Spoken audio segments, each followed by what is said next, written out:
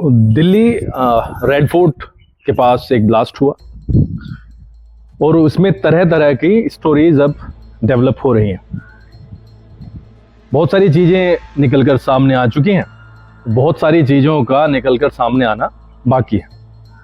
जांच एजेंसियां जांच में जुड़ गई हैं और भारतीय सरकार ने ये ऐलान तो कर ही दिया है कि ये एक आतंकवादी हमला था।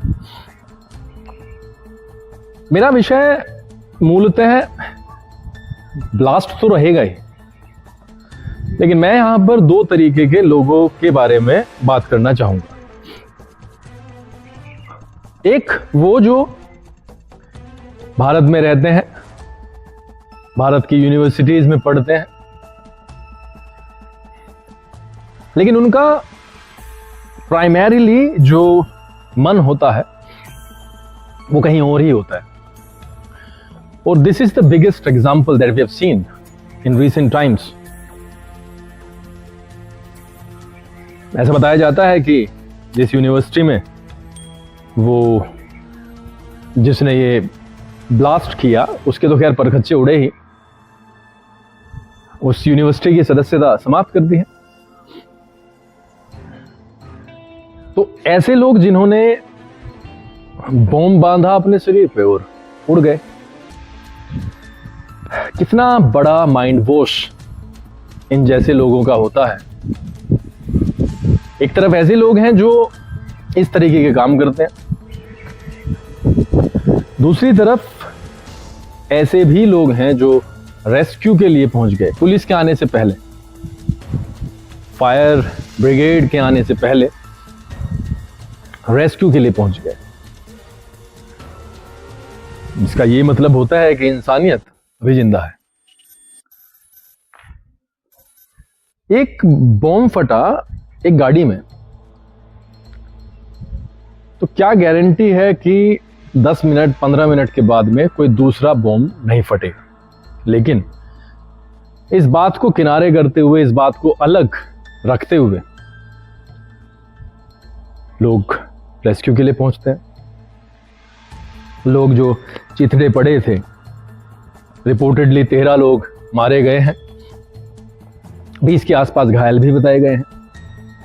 उनको हॉस्पिटल पहुंचाना, घायलों को समय पर उपचार मिले, वो बहुत इंपॉर्टेंट चीज होती है।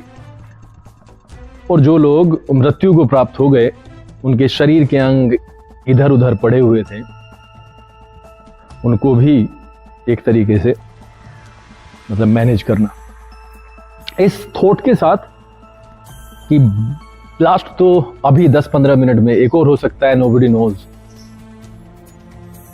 इसलिए ये एक जीत है इंसानियत की।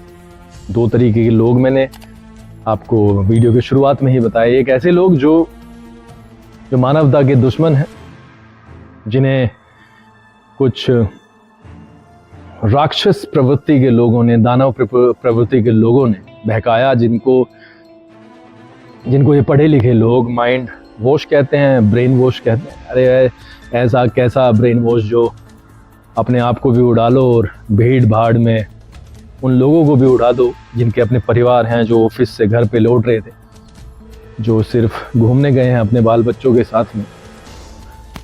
दूसरी तरफ ऐसे भी लोग हैं जिन्होंने रेस्क्यू किया। सवाल यह उठता है कि कब तक ऐसा चलता रहेगा। सवाल यह भी उठता है कि देश में जो गद्दार हैं वो कितने हैं और कहां पे हैं। ये बहुत इंपॉर्टेंट है, क्योंकि ब्लास्ट से पहले तो वो नॉर्मल लाइफ जी रहा होगा अपनी। इसको पता था, ना आस पड़ोस में पता होगा, ना जिन से वो मिलता होगा उसको पता होगा, मतलब जो खास होंगे उनको पता होगा। बट तो आम आदमी जो हमारे आपके बीच में ही रह रहा है, वो अपनी कार में इतना बड़ा विस्फोटक भर करके चल रहा है और उसे फाड़ दिया जाता है। रिपोर्ट तो ये भी कहती हैं कि हमला बड़ा करने की तैयारी थी, लेकिन आनन फानन में, जल्दबाजी में, गलती से या इस डर से कि शायद वो डेस्टिनेशन तक ना पहुंच पाए, उसने वहीं पर वो चीजें कर दी। अयोध्या का नाम सामने आया, जो कि बहुत रोंगटे खड़े कर देने वाला है। ऐसी जगह पे सरकार से तो सिर्फ यही दरख्वास्त है कि एक एग्जाम्पल सेट हो, जो भी इस कृत्य में शामिल हैं, शर्मसार करने वाले कृत्य में, उनको सजा मिले और आम आदमियों को सुरक्षा का एहसास हो, क्योंकि लाल किला जैसी जगह पर इस तरीके की घटना अपने आप में बहुत बड़ी घटना है। लोगों ने टीआरपी का खेल तो देखो शुरू कर दिया है। As far as I am concerned, I just look at the investigation and the people who have done that, कि उन्हें क्या आगे मिलता रहेगा। भारत में बस यही बड़ी समस्या है कि एक केस के पीछे पड़ा नहीं जाता, दूसरा केस जैसे ही हो जाता है तो we forget the first one, we are looking at the second one, और उसके चक्कर में जनता को कुछ पता नहीं चल पाता। और मीडिया हमारे यहाँ की टीआरपी जीवी है, उनको सिर्फ टीआरपी के खेल से मतलब है। आप क्रेडिबिलिटी तो खो चुकी है, कोई रिलायबिलिटी नहीं है, कोई विश्वसनीयता नहीं है उनकी बातों की। इससे अच्छे तो वो लोग हैं जो यूट्यूबर हैं और यूट्यूब पर एक चैनल चलाते हैं और रिपोर्ट्स देते हैं, वो बिल्कुल जेन्युइन रिपोर्ट्स देते हैं। बट जो हमारे मीडिया हाउसेस हैं, करोड़पति, अरबपति, खरबपति, ऐसे लोगों ने तो खैर अपनी विश्वसनीयता को खो दिया है। तो ऐसे लोगों के लिए सल्यूट है भाई, जो बिना परवाह किए वहाँ पर पहुँचे और उन्होंने जल्दी जो चीज़ की रिक्वायरमेंट थी वो कर डाली। ऐसे लोगों को सलाम है और ईश्वर उन्हें दीर्घायु करे, उनके स्वास्थ्य को हमेशा बढ़िया रखे।